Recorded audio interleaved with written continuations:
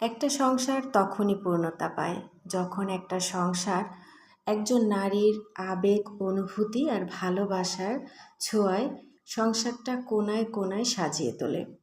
একদমই ঠিক, একদমই সঠিক কথা। একটা সংসার কখনো একজন নারী ছাড়া অসম্পূর্ণ।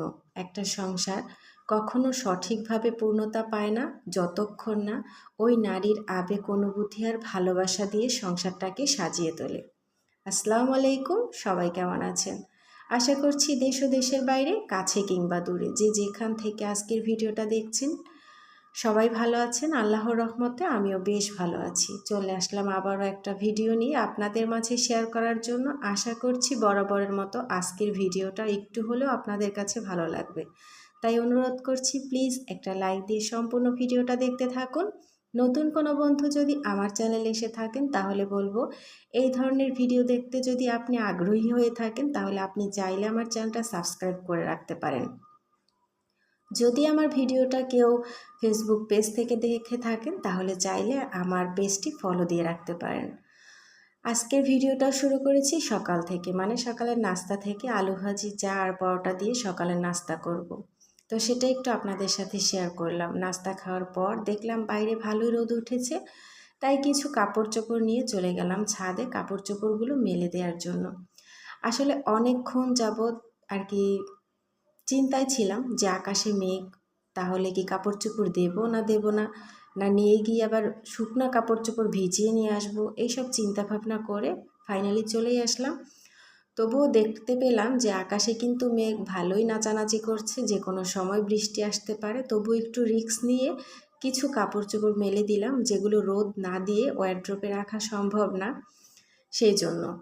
তো এসে দেখি বৃষ্টির পানিতে গাছগুলো সব সতেজ হয়ে গেছে। মরিচ গাছের মরিচ পেকেও গিয়েছে, ড্রাগন গাছে অনেকগুলো ফল ধরেছে, কমলা লেবু গাছে কমলা হয়েছে। সবচাইতে ভালো লাগছে গাছের গোড়ায় গোড়ায় যেই টাইম ফুলগুলো ফুটে রয়েছে সেগুলো। এদিকে সবেদা গাছেও ফল এসেছে, লেবু গাছেও অনেকগুলো লেবু ধরেছে, বড়ই গাছেও অনেক বড়ই হয়েছে। তবে পেঁপে গাছের পেঁপে অনেকগুলো আমরা খেয়ে ফেলেছি, সেই জন্য তেমন একটা ফল নেই। এরপর কাপড় চোপড় মেলে দিয়ে আমি ছাদটা একটু আপনাদের সাথে শেয়ার করছি ঘুরে ঘুরে। ওই পাশের ছাদ তো দেখানো হলো, এখন চলে আসছি বাম পাশের ছাদে। মানে আমাদের দুই পাশের ছাদ, মাঝখানে ছোট একটা রুম রাখা হয়েছে, যেখানে ধান টান যদি শুকা দেওয়া হয় কিংবা লাকড়ি টাকড়ি রাখার জন্য। আর সেইখানেই আমার দেবর কিন্তু কবুতর লালন পালন করে। তো এই তো ছাদে এসে ছাদের ভিউটা একটু আপনাদের সাথে শেয়ার করছি। চারিদিকটা এত সুন্দর লাগছিল, আমার মনে হচ্ছিল আমি যেন কিছুক্ষণ এখানে দাঁড়িয়ে যাই। একদম ফ্রেশনেস কাজ করছিল। বাইরে বাতাস, বৃষ্টি, আকাশে মেঘের ঘনঘটা আর কি সব মিলিয়ে খুব ভালো লাগছিল। এদিক থেকে আমড়া গাছে বেশ পরিমাণ আমড়া ধরেছে, সেটাও একটু আপনাদের সাথে শেয়ার করলাম। এরপর চলে আসলাম রুমে। এসে কিন্তু সুন্দর করে খাওয়ার টেবিল পরিষ্কার করে বেসিন ধুয়ে সুন্দর করে তারপর সব কিছু মোছামাছির কাজ শেষ করে আর কি রান্নাঘরে চলে আসলাম থালাবাটি ধোয়ার জন্য। তো থালাবাটিগুলো আমি ধুয়ে নিচ্ছি আর আপনাদের সাথে শেয়ার করছি আমি আমার ভালোবাসা দিয়ে আমি কিভাবে আমার সংসারটাকে সাজিয়ে তুলছি। আসলে প্রত্যেকটা নারী চায় তার সংসার সাজাতে, আর সংসার সাজাতে যেহেতু অনেক কিছুর প্রয়োজন হয়, আসবাবপত্র, ফার্নিচার, সেই সাথে কিন্তু সবচাইতে বেশি প্রয়োজন সেটা হচ্ছে একজন নারীর আবেগ, অনুভূতি আর ভালোবাসার ছোঁয়া। আর এদিক থেকে বলে রাখছি, আপনাদের ভাইয়া রাজশাহী থেকে এক ঝুড়ি আম অর্ডার করেছিল। সেই আম কিন্তু এটা নয়, এটা আবার কালকে 5 কেজি এনেছে, সেটাই এটা। তো এটাও রাজশাহীরই আম। আর রাজশাহী থেকে যে আম এনেছিল একটা ঝুড়িতে, সেই ভিডিও আমি করে রেখেছিলাম। কোথাও একটা চাপ লেগে হয়তো বাচ্চাদের হাতে নইলে আমার হাতে ভিডিওগুলো ডিলিট হয়ে যাওয়ার কারণে আপনাদের সাথে আর শেয়ার করতে পারিনি।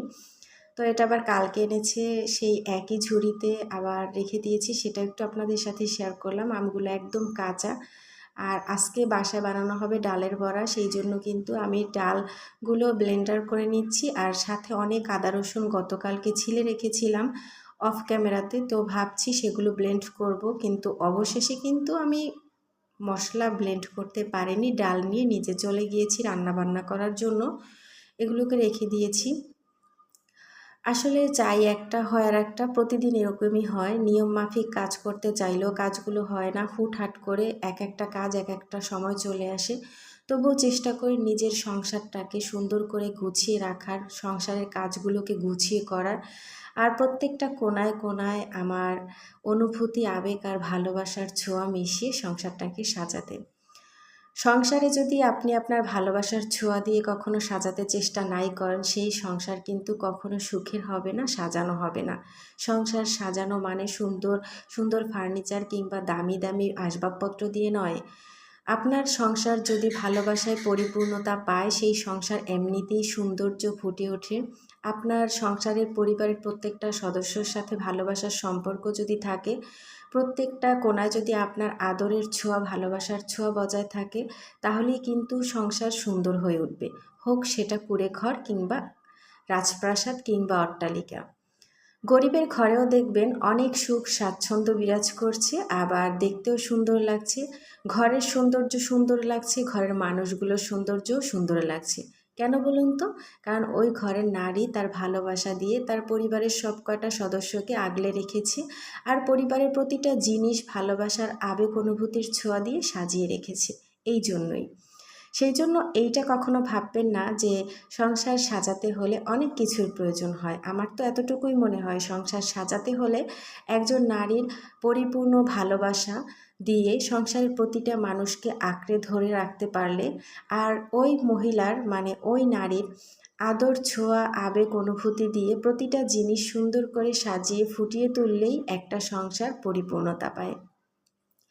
আলহামদুলিল্লাহ, আল্লাহর দরবারে লাখো কোটি শুকরিয়া। আমার সংসারে কোনো ভালোবাসার আদর আবেগ অনুভূতির অভাব নেই। আমার এই ছোট্ট সংসার না, আমার কিন্তু একটা বড় সংসার, 12 জন সদস্যের একটা সংসার। আর এই সংসারে কোনো ভালোবাসার কমতি নেই, কোথাও কোনো অনুভূতি কিংবা আবেগের কমতি নেই।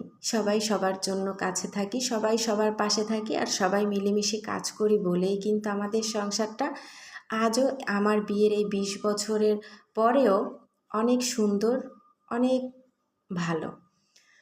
আমরা সবাই মিলেমিশে কাজ করতে পছন্দ করি। এই তো দেখুন, আমার দেবরের পালা হাঁস আজকে 3টা আমার শাশুড়ি আম্মু জবাই করেছে। সেই 3টা পরিষ্কার করে নিলাম আমি, আমার দেবর আর আমার শাশুড়ি আম্মু। আমার যা কিন্তু আজকে বাসায় নেই, ও পরীক্ষা দেওয়ার জন্য কলেজে গিয়েছে। আসলে ওর বিএ সেকেন্ড ইয়ারের পরীক্ষা চলছে, তো বাসায়ও নেই। ও একটার সময় পরীক্ষা দেওয়ার জন্য চলে গেছে, আর আমরা কিন্তু সবাই মিলেমিশে কাজ করছি। তো আজকের ভিডিও ভালো লাগলে লাইক কমেন্ট শেয়ার করবেন। আল্লাহ হাফেজ, আসসালামু আলাইকুম।